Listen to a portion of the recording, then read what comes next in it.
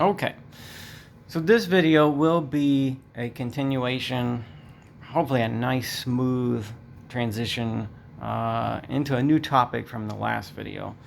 In the last video, we started talking about data being so many standard deviations away from the mean. So let's say you have the data, you calculate the mean and the standard deviation.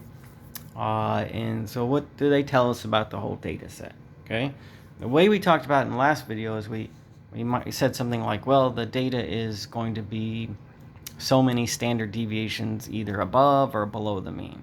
Okay, that's how we talked about it. But let's review like this. So I wanted to say a little bit about the last video in order to get into this one. But let me tell you that this is sort of how we talked about it. Generally and basically, the farther a data entry is from the mean, the more unusual it is. Okay? And the way that we'll quantify that is, like, say we got the data and say, like, wherever the mean is, like, get that number. Then we'll say, well, the usual data, like, most of it is going to be either 2 standard deviations below or above or somewhere in between. So we might say that the usual data, most of it, typical data, is within 2 standard deviations above the mean. Okay? If you get beyond 2 standard deviations from the mean, then that would be unusual. That would not be typical. That would be strange. It would be odd. You get the idea? Whatever the mean is and whatever the standard deviation are, if you're more than 2 standard deviations above or below, that would be unusual. And to take that to the next extreme, if a data entry is more than 3 standard deviations away from the mean, that'd be very unusual, very strange, very odd, very atypical. You get the idea. Okay? Now, I want a way to quantify that because unusual is not a mathematical word, okay? So let's quantify it like this. So every data entry has something called a z-score, okay? And the way you calculate it is you take the data entry, you subtract the mean, and you divide by the standard deviation. That's how you do the math. So if you have to just calculate the z-score, that's how you do it, okay? The meaning of it is, say I calculate the z-score, whatever it is, and it tells me how many standard deviations that particular data entry is from the mean. So that's the meaning, okay? And if we have a bell-shaped data set, we can make this prediction, okay, that usual or typical data has a z-score between -2 and 2. So that's like saying that usual data is somewhere between 2 standard deviations from the mean. Okay? All right, so we got the z-score, we got the math, the meaning, and then this is what it says or predicts about the data. Okay? All right, now, so that's the topic. It's always best to see an example, I think. Okay? So here's an example, and I got this example from our book, and it says, suppose a study was done on the lifespan of tires. Okay, so I can see for sure if you got some company that makes tires and they want to do some tests to just see, like, how durable are they, how do they hold up to wear and tear and age and so on, then you might want to do a study to see how long they last. Okay, and look at the numbers. So it was found in the study that the mean lifespan was 35,000 miles, and their standard deviation was 2,250 miles. Okay, so somebody did all the math, and that's what they found out from the study. And suppose that the data has a bell-shaped distribution. Well, why would I say that? Well, this fact about z-score is for bell-shaped data. All right. Okay. So we talked about what a bell-shaped data is going to look like, why it's called bell-shaped in the last video, but why not? A bell-shaped data set would have a frequency histogram that looks like this, and if the data set is very large, it smooths out into a picture more like this, which looks like a bell. Okay.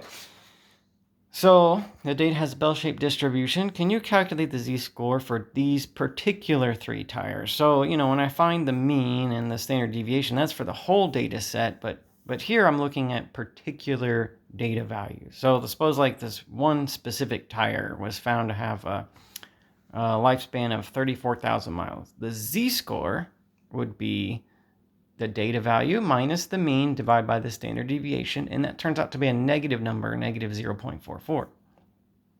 Okay? And then I say, well, that's a usual value. Why would I say that that's usual? Well, because our fact about the z-score was that usual data has a z-score between negative 2 and 2. Okay? So a negative 0.44. Now, I also said it's below average. Why did I say that? Well, because that's what the negative means, okay? So if your z-score is between negative 2 and 2, then it'd be the data would be typical, it'd be usual, there'd be nothing strange about it, okay? And if it's negative, it will be below the mean, below the average. So suppose tire 2 has a 37,000 mile lifespan. I would say the z-score is 37,000 minus 35,000 over 2250. The data minus the mean over the standard deviation, and that turns out to be 0.88. Now again, that's a number between negative 2 and 2. So that's a usual value. There's nothing strange about it. It's not atypical, but it's above average because it's positive. So a negative z-score means we're below the mean, and a positive means we're above the mean. But both of these are usual, okay? Third tire, suppose, has a 30,000 mile lifespan. So already I might say, well, what's the mean? It's 35,000, or it's definitely below average. Like, is that way below though? It's like 30,000, like way below the average. Well, it turns out it all depends on the standard deviation. That's why we talk about our data in terms of how many standard deviations is it from the mean. Remember what we first learned about standard deviation? I say, it's a number that represents how spread out the data is, okay? So for me to determine if that's like way below average or not, if 30,000 is like really atypical and strange, way below average, I would need to calculate the z-score, which depends on the standard deviation. So anyway, z-score is the data minus the mean over the standard deviation. And this time for this third tire, it's negative 2.2. Well, so that's unusual, right? We did say that typical data, usual data, has a z-score between negative 2 and 2. So this is outside of that range, and it's negative, so it's below average. So if I was to look at this and say, yeah, 30,000 value, that seems like way below average. Is that like an unusually low value? Yeah, it turns out it is. It's more than 2 standard deviations from the mean. Okay, that's what that means. Now, so those are the calculations and the comments that I could make about those. But, in case, like I said, I assume most people are visual. So I wanted to plot it all out too. Just so maybe it will stick in your mind a little bit better if I do this. So here's a graph, a continuum of the lifespan of a tire. So the mean's in the middle. In that first tire, the mean's in the middle. Here's like 1 standard deviation above, 1 standard deviation below, 2 standard deviations above, 2 standard deviations below. And that first tire had a z-score of negative 0.4. That'll put it like right about here, almost halfway between the mean and 1 standard deviation below. And that second tire had a z-score of 0.8. So that put it here, almost 1 standard deviation above the mean, okay? And then that third one had a z-score of negative 2.2. So that put it a little bit further than 2 standard deviations below the mean. Remember, a negative z-score means the value was below the mean, all right? And we're going to say like, well, the normal data, the usual data would be in here between 2 standard deviations of the mean. That one's just a little bit outside. So that's why I say that it's unusual, in addition to just the calculation.